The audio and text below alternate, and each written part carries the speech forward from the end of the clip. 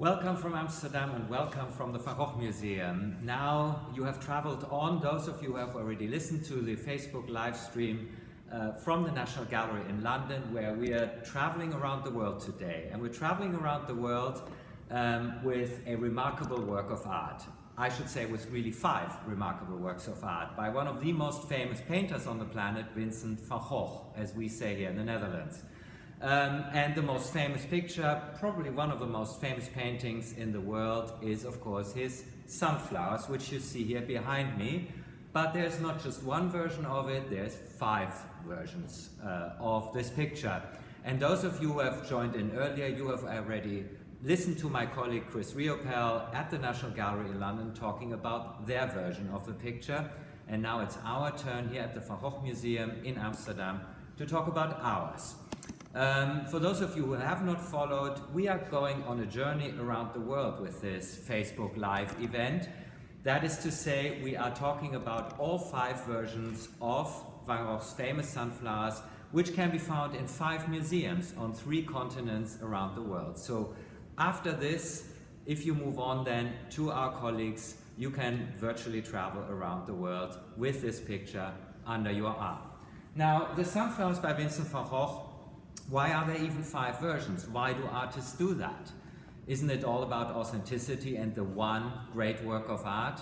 Well, you often find copies, you often find versions because artists either want to improve on what they have done, they want to experiment further, or sometimes they also want to give a version to another person.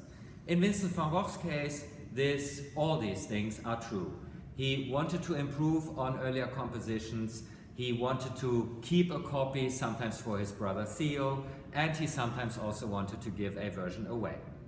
The National Gallery picture that some of you will have just seen is one of the first versions that Van Gogh made of the Sunflowers, whereas ours is one of the last ones. However, they were very similar, and we'll be talking about that in a minute. But first of all, what is so special about these, apart from that they're great works of art? They are also a true symbol of friendship. Because these pictures, the versions of the Sunflowers, do tell the story of friendship between 2 great artists. Vincent van Gogh had met Paul Gauguin, the other great French painter of his day, in Paris.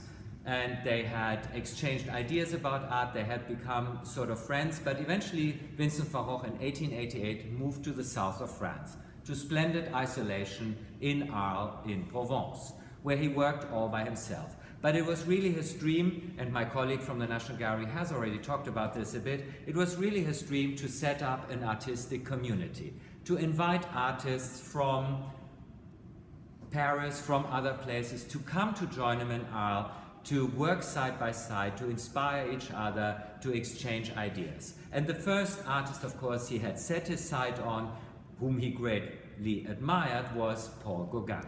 And Paul Gauguin had sort of accepted the invitation, but it required some gentle persuasion by Vincent's brother Theo, who was an art dealer in Paris, for Paul Gauguin actually to go to the south of France.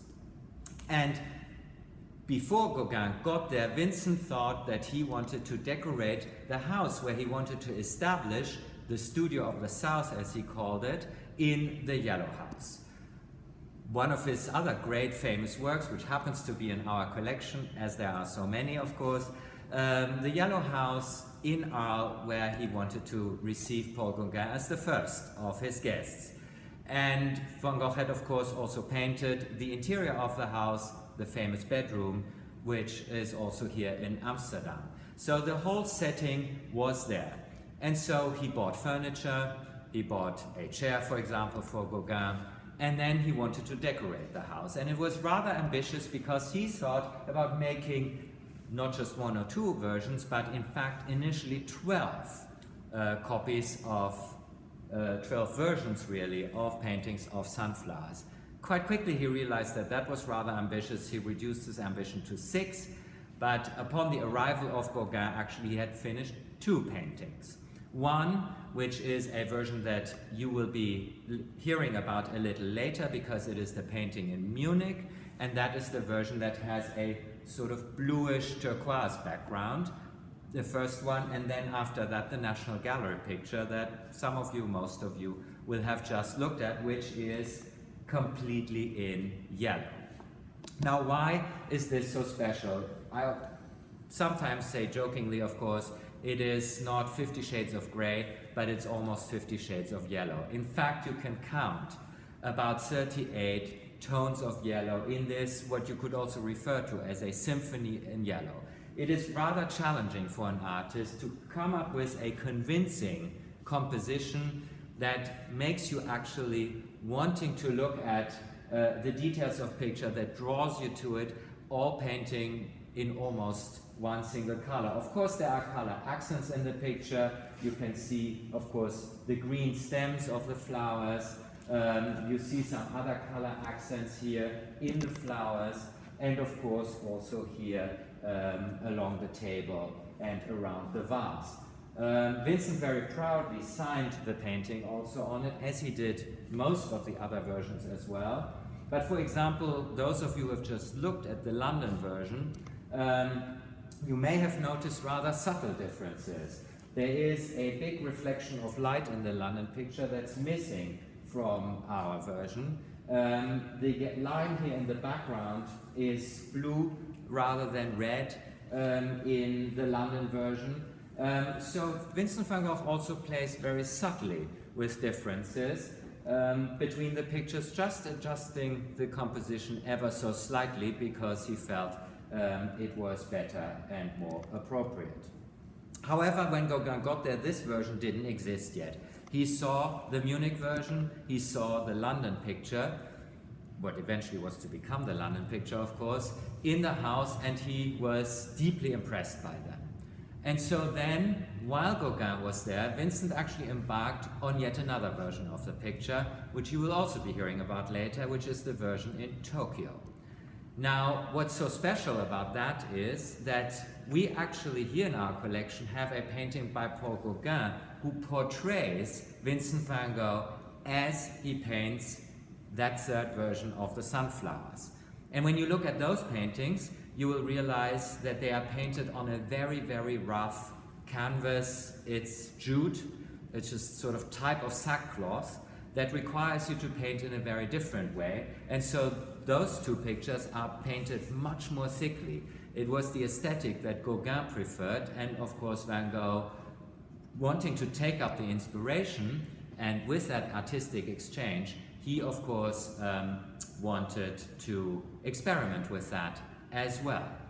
And that discussion, artistic dialogue between these artists continued, but it also became rather fiery. They fought with each other, they had very, very serious discussions. Vincent van Gogh writes in a letter about these discussions, and he says that they are so energetic that by the end of them it feels as if sort of the batteries had run out, that they had sort of drained all energy out of both of them. Of course, the subsequent story is famous. The two artists get into a heated discussion. Van Gogh has a mental attack, if you like, and that is the moment when the famous incident with the ear happens, when he cuts off his ear, and in panic, Gauguin leaves right away and goes back to Paris. However, the amazing thing, and this is, as I said in the beginning, a true story of friendship, Gauguin and Vincent van Gogh stay in touch, and Gauguin asks him whether he could get one of these two early versions of the sunflowers, namely the yellow on yellow with yellow version that he knew from the Yellow House. However, Vincent van Gogh embarked on a new set because he felt he wanted to improve on them.